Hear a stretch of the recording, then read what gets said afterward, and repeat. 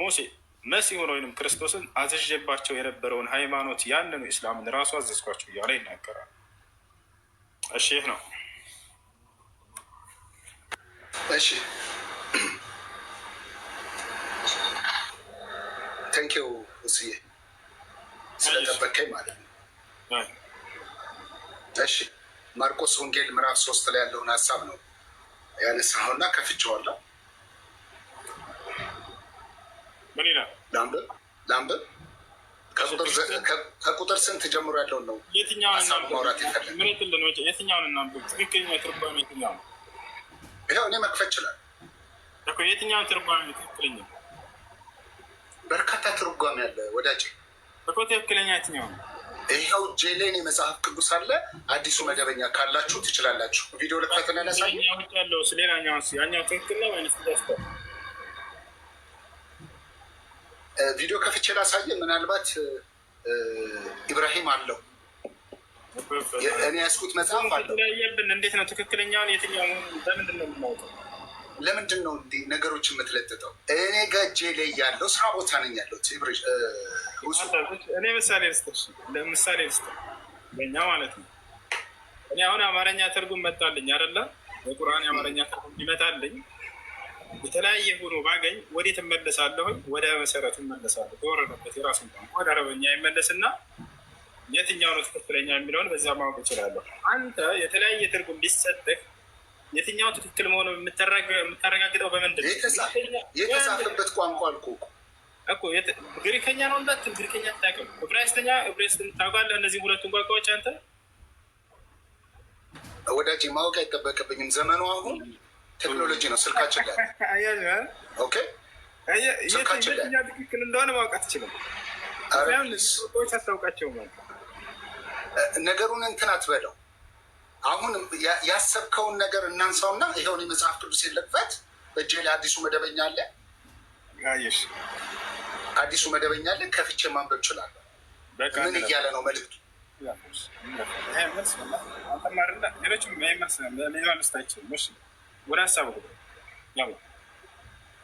ምን ማለት ነው የፈለገው? እዚህ ማርቆስ ላይ የመጣውን ሀሳብ ንገረኝ። እሱን አንብበው መጀመሪያ። ከስንት ጀምሬ ላንብብ? እሺ አብዷል ተብሎ የተገለጸበት ያው እና ዘመዶቹም ሰምተው አበደ ብለው ሊይዙት መጡ ይላል። ማን ናቸው እዚህ ጋር ዘመዶቹ አበደው? ከ21 ራይት፣ ከ21 ነው እንትን ያልከው። አሎ ዘመዶቹም ሰምተው አበደ ብለዋልና ሊይዙት መጡ ይላል። እዚህ አብዷል ብለው ሊይዙት የመጡት ዘመዶቹ የተባሉት እነማን ናቸው? እሺ ላንብብልህ። ዘመዶቹ ነው የሚለው። ዘመዶቹ ንባብ አይደለም የፈለግነው፣ ጥያቄ መለሰ።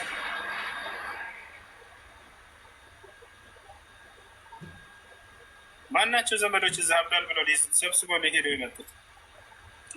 በቃ ግልጽ እኮ ነው። ዘመዶቹ ነው የሚለው። እነማን ናቸው ዘመዶቹ የተባሉት?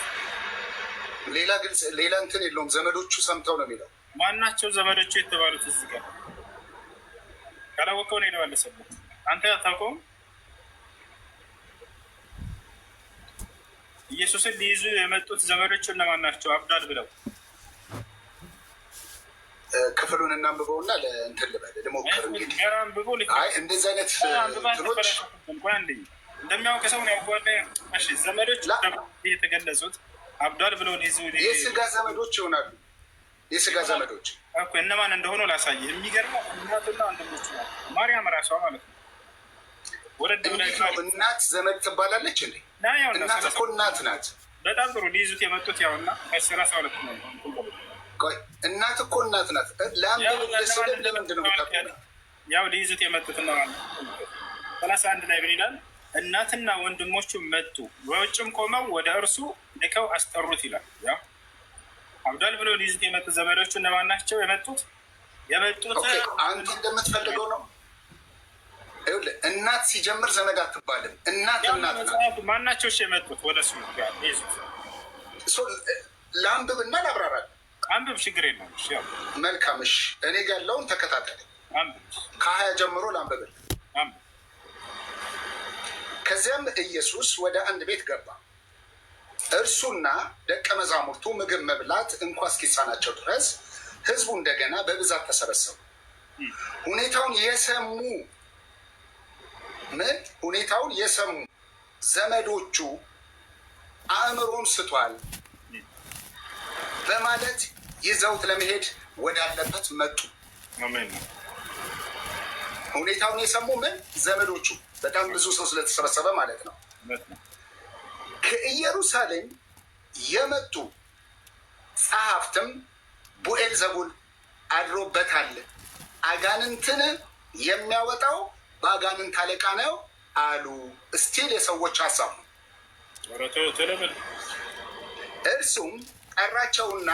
እርሱም ጠራቸውና በምሳሌ እንዲህ አላቸው፣ ሰይጣን ሰይጣንን እንዴት ሊያስወጣ ይችላል? እርስ በርስ የሚከፋፈል መንግስት ሊጸና አይችልም። ቤትም እርስ በርሱ ከተለያየ ሊቆም አይችልም። እንደዚህም ሰይጣን እርስ በርሱ የሚጻረርና የሚከፋፈል ከሆነ ሊቆም አይችልም፣ ያበቃለታል። ከዚህም የተነሳ አንድ ሰው አስቀድሞ ኃይለኛውን ሰው ሳያስር ወደ ኃይለኛው ሰው ቤት ሊገባና ንብረቱን ሊዘርፍ አይችልም። ቤቱን መዝረፍ የሚቻለው ኃይለኛውን ሰው ሲያስር ብቻ ነው። እውነት እላችኋለሁ የሰው ልጆች ኃጢአት የሚሳደቡት ስድብ ሁሉ ይሰረይላቸዋል። ነገር ግን መንፈስ ቅዱስ ላይ ስድብ ቃል የሚናገር ሁሉ የዘላለም ኃጢአት ዕዳ ይሆንበታል እንጂ ለዘላለም አይሰረይለትም። ይህንንም ያለው እርኩስ መንፈስ አለበት ስላሉት ነበረ። የኢየሱስ እናትና ወንድሞች መምጣት ነው። አሁን ደግሞ ከዚህ በኋላ ከ31 መምጣት ከላይ ያለው ሌላ ሀሳብ። እሺ ዘመዶቹ የተባሉት እሺ ጥሩ አዳም ኢየሱስ ክርስቶስን ሊይዙትና ሊወስዱት የመጡት ዘመዶቹ እዚህ ካለው ከሁሉም ካነበብከው የትኛው ነው? የክርስቶስን ዘመዶች ንገረን። ያው እናቱ ቀርባለች፣ መልካም መጥተዋል፣ ሌላ ሰዎችም ተጠቅሰዋል። አንድ የትኞቹ ናቸው የኢየሱስ ክርስቶስ ዘመዶች? እሺ መልካም። በመሰረቱ እናትና ወንድሞች መጽሐፍ ቅዱስ ካለ ዘመዶች አይደሉም። እዚህ ጋር እንደ አውድ እናትና ወንድም ዘመድ አይደለም። አልጠየኩም። እሱ ሊይዙት የመጡት ዘመዶቹ ማን ናቸው? በአውዱ መሰረት አውድ ዘመዶቹ ብሏል። እሺ መልካም ዘመዶቹ ብሏል መጽሐፍ ቅዱስ። ምናልባት ከዮሴፍ ወገን ሊሆኑ ይችላሉ። ምናልባትም ከማርያም ወገን ያሉ የቅርብ ሰዎች ማን ናቸው? እዚህ ጋር ከተጠቀሱት ከአውዱ ላይ ኢየሱስን ሊይዙ የመጡት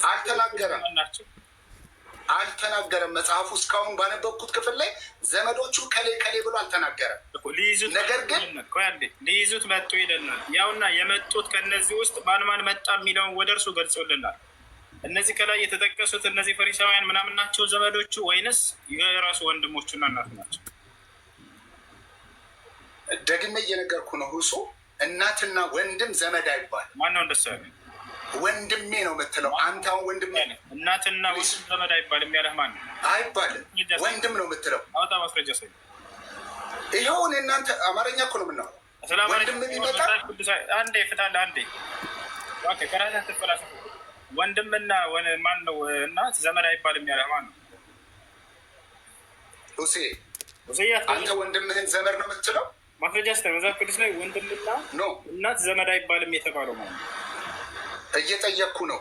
ወንድምህን ዘመድ ነው የምትለው ነው ወይስ ወንድሜ ነው የምትለው? ስለ እኔ አይደለም። እዚህ ቦታ ላይ ይኸው በቃ አንድ አዳምጠን። ቅድም ምን አለን? ይሄ ሰውዬ አውዱን አንብቤ ላስረዳ እዚያ ውስጥ ይኖራሉ አለ። ምናልባት እያለ ቅድም ሲፈታ ነበር። በግምት ነው በነገራችን ላይ እየፈታ ያለው። እሺ ከአውዱ ላይ ተጠቀሱ ወደ እሱ የመጡት አካሎች እነማን ናቸው የሚለውን ስናይ ጊዜ መጨረሻ ላይ ማን እንደመጣ ሊይዙት ኢየሱስ ክርስቶስን ሊወስዱ የመጡት ማን ናቸው የሚሆኑት? እዚያ ቦታ ነው ሊወስዱት የመጡት ማን ናቸው? እነ ማርያም እብድ ነው ብለው ሊወስዱት መጡ ይለናል አይደለ? እነዚህ ሊወስዱት የመጡት አካሎች ማን ነው ብለን ስናይ ከታች ማርያምና ወንድሞቹ ብሎ ገለጻቸው። ማርያምና ወንድሞቹ ብሎ ገለጻቸው። አሁን ሊወስዱት የመጡት ኢየሱስን አብዷል ብለው እነማን ናቸው ንገረን። መልካምሽ ከ20 እስከ 30 ባለው ውስጥ ዘመዶች ተብለው ተጠቅሷል።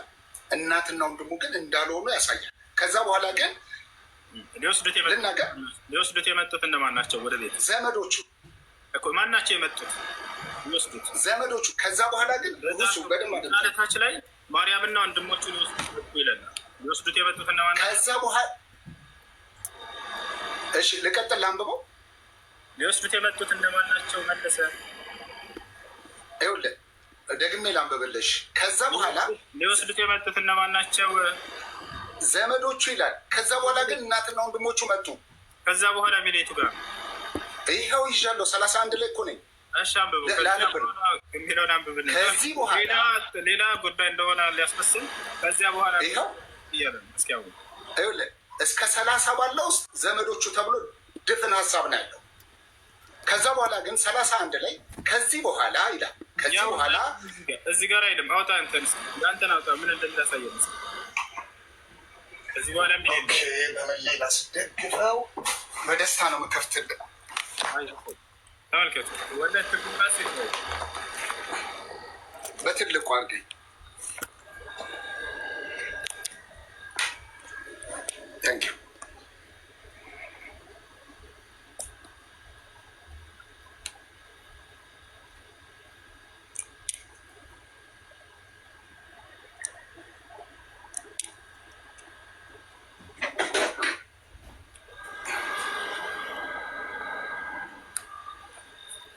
31ኛው እሺ 31 ላይ ነኝ። እዚህ ድረስ ያለውን አንብቤልሃለሁ።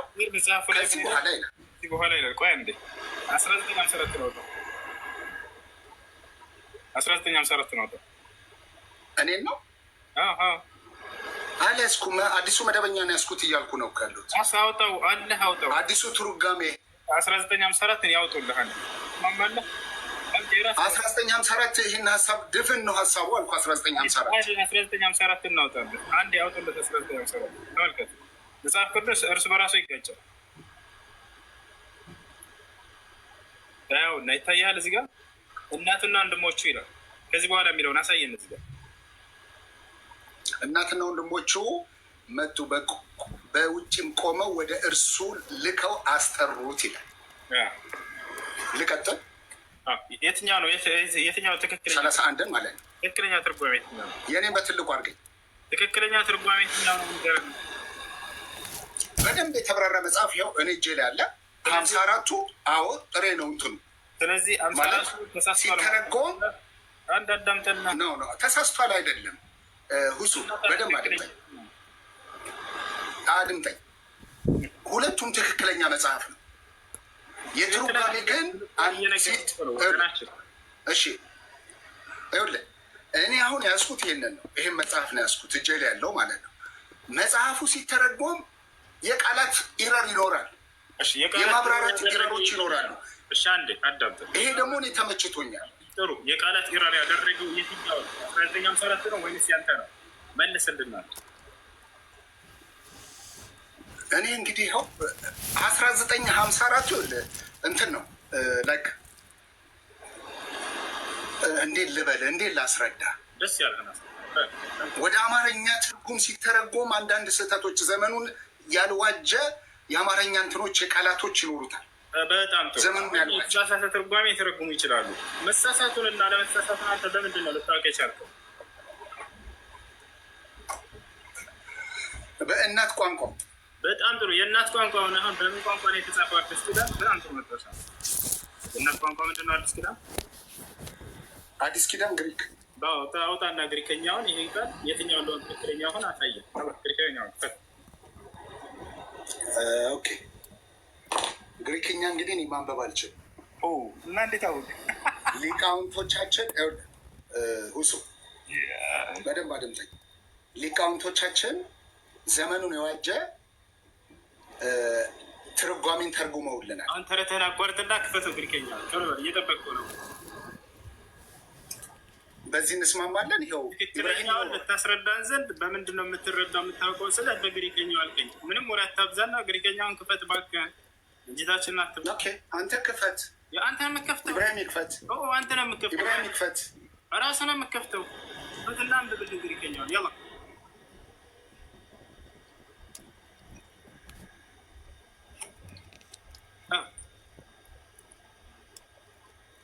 Let me try. Okay. Yeah.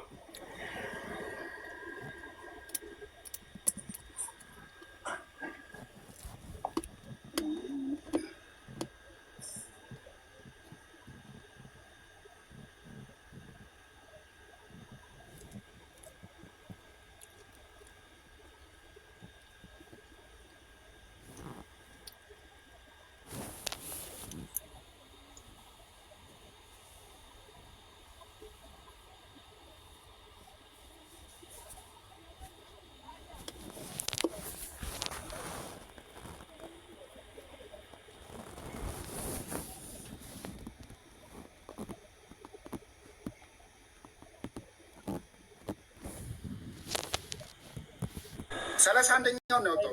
ይኸው 3:31 ማርክ 31 ካይ የሚለው ምን ያርገው? ይሄ ነው የተባልከው። ሙሉን ክፈተው፣ ግሪኩን ክፈተው።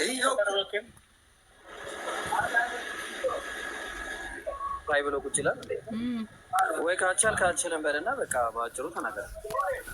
እብሪሽ አዲስ ነገር እኮ አይደለም። ግሪክኛ ማወቅ አለማወቅ አዲስ ነገር። አሁን አልችልም በልና በቃ አልችልም፣ ችግር የለውም። ኖ ይኸው ኦኬ ትችላለህ። እሺ እኔ ከፍትላለሁ። ከአንተ ካቃተ እኔ ከፍተዋለሁ። አድምጠኛ። ግሪከኛው ይኸው ግሪከኛው ይኸውልህ ዘን ይላል፣ ካይ ይላል፣ ጂሰስ ይላል። ምን አገባንኝ አሁን ጂሰስ ምናምን የሚለው አይደለም። ግሪከኛው ካይ የሚለው ምንድን ነው? ካይ ማለት ዘን ማለት ነው። ኤንድ ኢቨን ኦልሶ ኔምሊ እንትን ይላል። ስትሮንግ ጥሬ ትርጉሙ ምንድን ነው? ካይ ቆይ ምንድን ነው ጥሬ ትርጉሙ? ኮንጃክሽን ነው። አያያዥ እንትን ምንድን ነው ኮንጃክሽን? እሺ ምን አያያዥ አረፍተ ነገር አያያዥ ነው። እሺ እኮ አሁን ምን ታደርጋለህ መሰለህ? ታደርጋለህ ይሄንን ስተውና ቀጥታ ግሪኩ ላይ ትገባለህ። ቀጥታ ማለት የግሪክ ቀጥታ ግሪኩ ላይ ትገባለህ። ቀጥታ ይሄ አሁን ያልኩትን አልተቀበልከው? አይ መቀበል አለመቀበል አይደለም። ይሄ አማርኛ በእንግሊዝኛ የተረጎመ ነው። ያው ቅድም አንተ ትርጓሜ ያልተቀበል ትርጓሜ እየደወለልህ ነው። ወደ ላይ ውጣ፣ ወደ ላይ ጥቅሱ ላይ ቴክስቱንም እያየው። እሺ አሁን እንግሊዝኛው ወደዛ አድርገው። እንግሊዝኛው አንፈልገውም። እንግሊዝኛ እያነበብክ አስረዳ ነው። ምንም እንትን ማድረግ እኮ አይጠበቅብኝም። ይኸው ካይ ማለት አያያዥ አረፍተ ነገር ነው።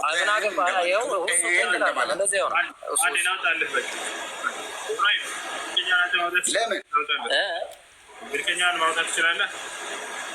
ይኸው እኮ አውጣሁት። አንዴ ትልግልህና ቆይ አባ ግሪከኛ طلع له باللغة اليوناني فقط. يلا ይኸው አንብብ لنا ይኸው አንብብ።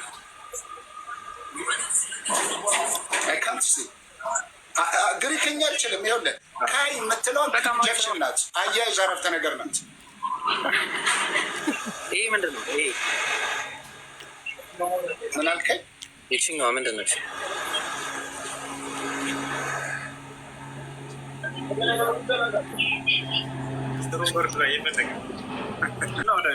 ሌላ ነገር ነው እኮ ላንብቦ እኔ መጽሐፌን ላንብቦ ይዤ መጣሁት። ማንነት ላይ ይወራል። በቃ ይህንን ተወው። በቃ አልችልም በልና አለፍ። በቃ ግድ የለም ነውር አይደለም። እኔ ይዤ የመጣሁት መጽሐፍ ቅዱስ አለ አይደል? አዲሱ መደበኛ ግሪክ እኮ ግሪክኛ እኮ ማንበብ አይጠበቅብኝም። ይኸው እንደዛ ከሆነ ይኸው እሱ እንደዛ ከሆነ ይኸው እዚህ ጋር ናት።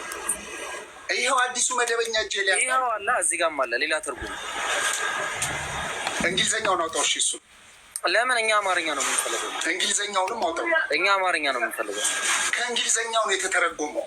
እንደዛ ከሆነ እናት ቋንቋ ለው ሄዳ ያው ኤብሪሽ ማለት መግባባት እንድንችል ማለት ነው። እኔ ያው በቃ እሺ ሌቪት ቶፒክ ሌቪት በቃ እሺ በቃ እኔ አልችልም። ለተመልካች ትቸዋል። እኔ አልችልም። በዚህ ላይ ነገር ናገረች ክርስቲያኖች አንድ ቤት አድርገው እኛ ለምሳሌ እንደው ቁርአን ሲተረጎም ጊዜ ወደ አማርኛ ወይ ወደ እንግሊዝኛ ምናምን ስህተት ተገኘበትን በል ለምሳሌ የተሳሳተ ትርጓሜ ቢተረጎም ትርጉም ላይ ነው እያወራኛለሁ። ትክክለኛ የሆነ ሁለት ትርጉም መጣልኝ። አንድ አንቀጽ በቁርአን ላይ الرحمن على العرش استوى የሚል ለምሳሌ እንወሰድና ሁለት የተለያየ ትርጉም የያዘ መጣልኝ ትርጓሜ ማለት ነው። ትክክለኛው የትኛው መሆኑን እንዴት ነው ማወቅ የምችለው? ምን አለኝ እሱ ጥሩ መልሶልኛል። እሱ ምንድን ነው ያለው?